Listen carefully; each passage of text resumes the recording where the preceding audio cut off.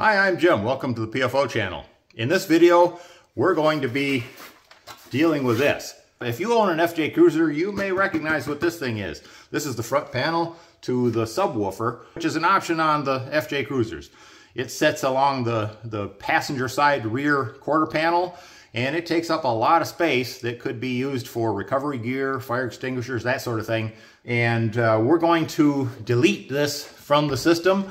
We have to keep the amplifier that's in the back of this and find a new home for that inside the quarter panel. But we'll walk you through the whole process of figuring out how to take this out and how to keep the sound system working once this is gone. After we take this off, there will be some holes left in the trim panels, and we'll close those up. Some of them we're just going to buy the factory pieces that go in there, and one of the pieces we're going to fabricate it here in the shop. So anyway, I hope you enjoyed the video. Please like, subscribe, and share. We appreciate it. Thanks for watching. I've already pulled the cover off of it. There's these clips that you just have to get in something, a trim tool around the edge and just pop them off. And they're the pink ones that you can see there. And that exposes these two screws up in here. They're a 10mm or a Phillips. I recommend the 10mm with a very long extension to reach back into there and get those out. Then you have to pull this trim piece off, and you notice that this is a truncated version of the trim. Underneath here you find two more of these 10mm bolts there and there, and then you have to depress the little thumb piece there and unplug that, and the same on this. Unplug that, and then the woofer comes out, and you can see the holes that are left.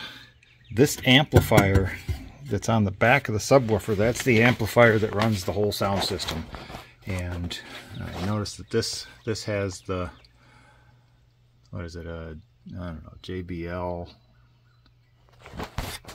I can't read it back here with all my accessories up there, but the head up there does not have an amplifier. It is wired in, and it gets its amplifier from back here. So what I need to do is take off these, I'm assuming just those 4 Torx screws, pop this out of there, disconnect the wiring harness that goes with that, and then I'm gonna have to figure out a way to mount this amplifier somewhere back up in there so that it doesn't rattle around, and so that I can keep it plugged in.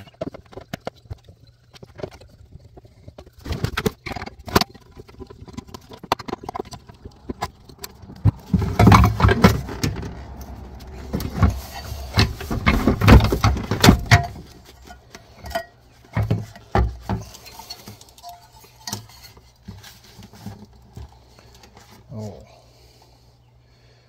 okay, there's another plug there. That must be the driver for the subwoofer. So I'm hoping I don't need that.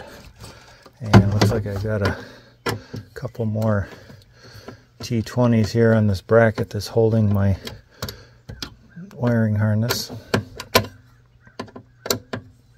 Alright, so here's what I've got for the amplifier and the wiring harness that's got to relocate. I got to figure out where I can reach it to, and then figure out how exactly to make it happy there.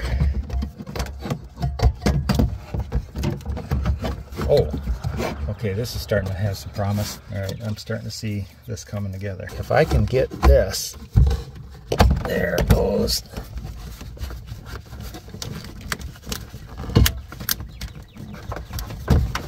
Oh, that's better. Okay. So let me connect this up. Right there.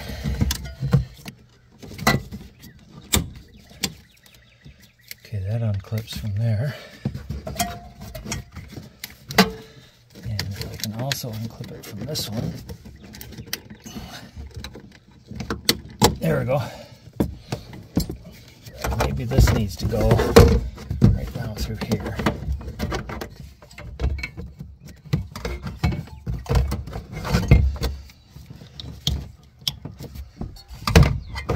So that is potentially a place for it because it is plugged in. I'm going to take these brackets off of that. Okay. Now with that out of there, this flange here is close enough to that upper surface that if I run a screw through there, that keeps it, I don't know, at least a 1/4 inch off of the deck. That may be all it takes. Before I do anything else additionally on this, I'm going to go turn this on and make sure that my stereo works with just those two things plugged in, because I don't know what that third plug was going into the back of the subwoofer. I mean, it makes sense that that would be the thing that drives the subwoofer out of the amplifier, but I don't know that for sure. So before I get too carried away attaching this into its new home, I'm going to make sure that we are electronically sufficient in the minimal wiring we reconnected. So give me a second, gotta go get my keys. Alright, I'm back. I tested the radio, and you're gonna have to just take my word for it, but it does work just fine. The reason I can't show that as part of the video is that it occurred to me that everything I was using to test the stereo is probably copyrighted content, and I can't post that up. So please take my word for it that those two connections are all you need to get this thing back running. This is one of them here, and this is the other one right there. Routed one up through there and up over that, and this one is actually loose fit, so it's going to be very happy sitting there.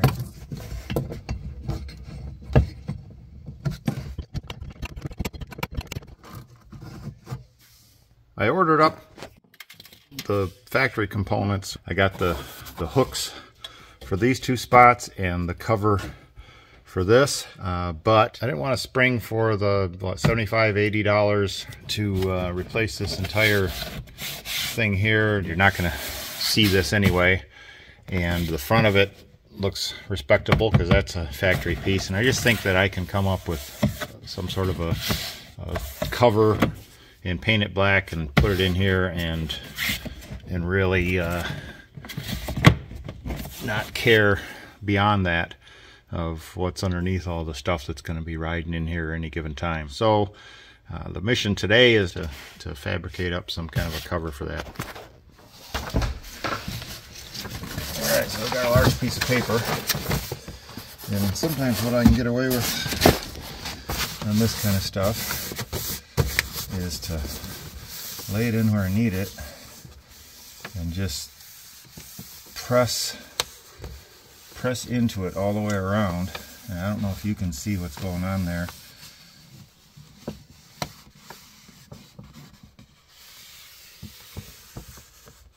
You have to make sure that you don't let it shift while you're doing it.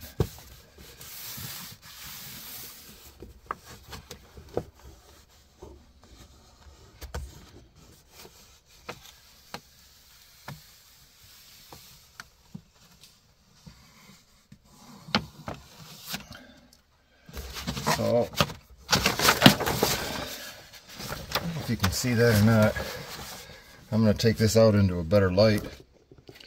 Okay, yeah, there you can see it pretty well. What I did is I used my finger to basically put a crease in the paper all the way around the perimeter of the opening.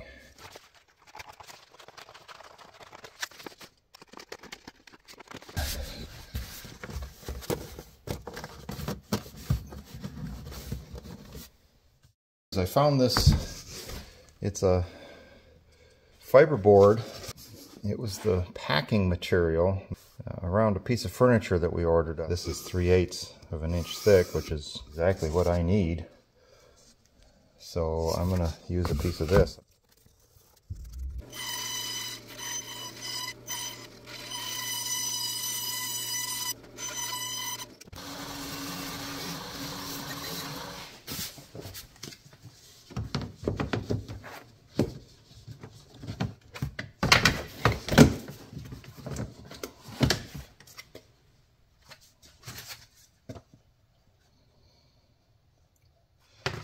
I'd like to put a little bit of a step there so that this is kind of captured just under the edge of that. I don't know if you can see how these reinforcement ribs are set back just a little bit beyond that edge. That would be a pretty convenient way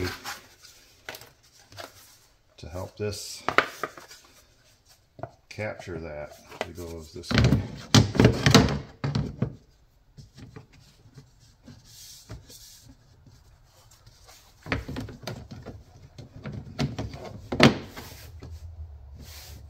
Doesn't need much, 1/8 of an inch maybe.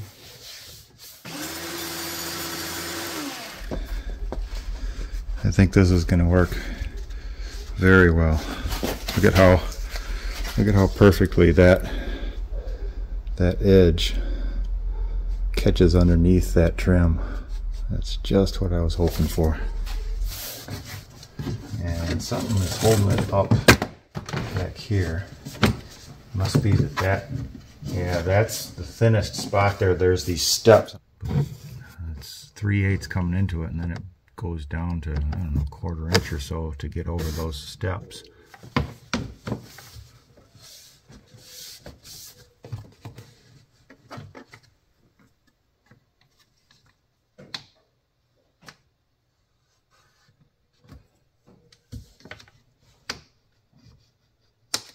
You can see where the pencil was snapping across those steps. So, and all I need is to relieve some in this direction, right where each of those steps occurs. So I'll relieve it down to approximately 1/4.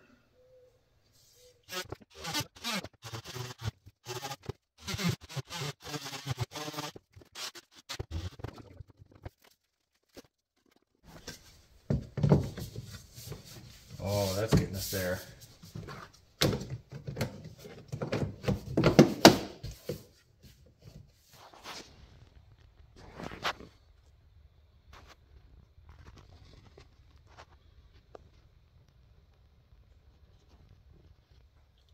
All right, that's good enough for me. If you all approve, I think we're going to paint it.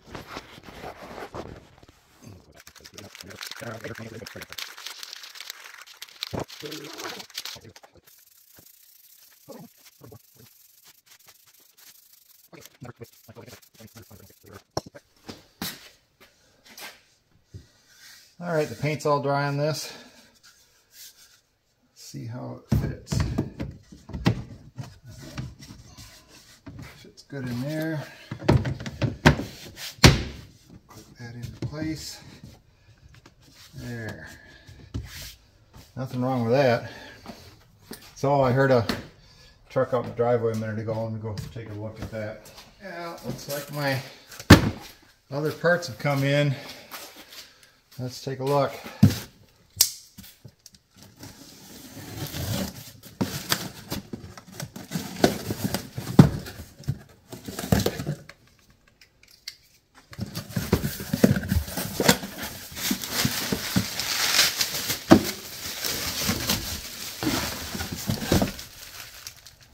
Genuine Toyota. There you are. Look at that.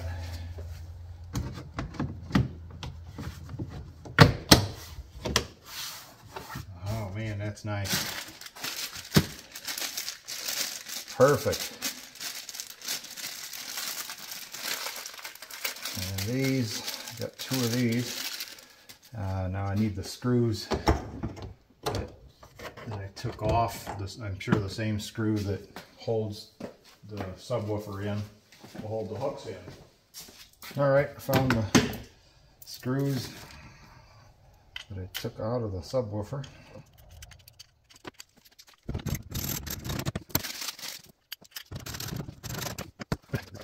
If you found this entertaining or informative or inspirational or anything but irritating, I suppose. If it's irritating, you probably haven't watched it this long. You're probably not hearing this, but if you're sticking around to this point, go ahead and like and subscribe, and we'll make some more like this for you. Thanks. See you next time.